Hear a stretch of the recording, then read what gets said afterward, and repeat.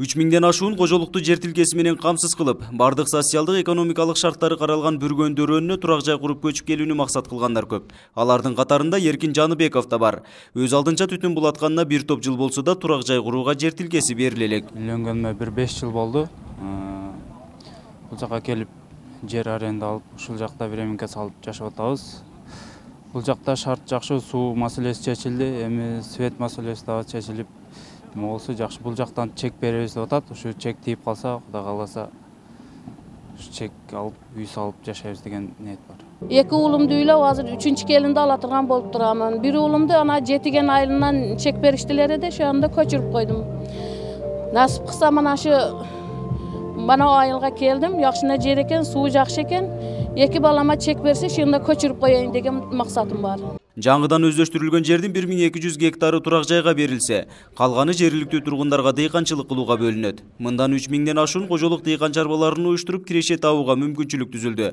Бүргөн дөөрөнүнө 7 миллион доллардан ашуун акча каражаты сарпталып, 3850 гектар жер аянтына алгачкы жолу суу катуусу берилди. Мамлекеттин бюджетин эсебинен ушул коштурба менен 4,5 куба суу чыгарылды өзүнүн нугу менен. Анан 3 километр 200 метр каналыбыз 4,5 кубалык, бул 118 миллион сомдук объект бүтүп, мына пайдаланууга берүүнүн алдында турабыз.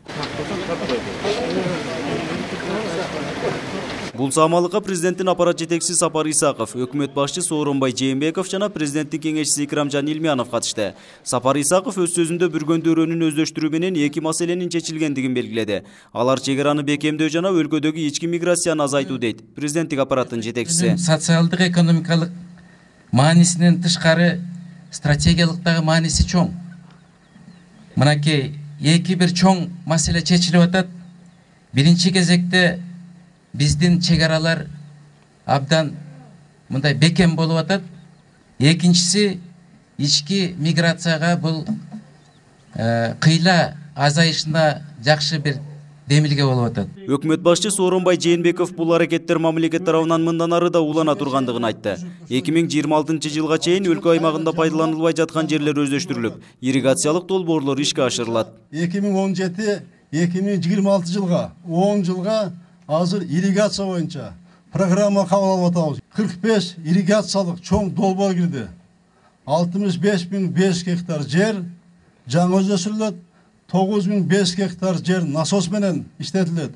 Андан сырткары 50.000 гектар жердин муну мелиоративдик мүмкүнчүлүгү туугандар жакшырат. Белгилей кетсек, Бүргөн дөөрөнүнөн Баткен облусунун аймагындагы жаш үй бүлөлөргө жер тилкелери берилет. Мындан сырткары кооптуу аймакта жашаган 300 үй бүлө да бул аймакка көчүрүлөт. Нургазы Жайнаков, 7 канал, Баткен өкүлчүлүгү.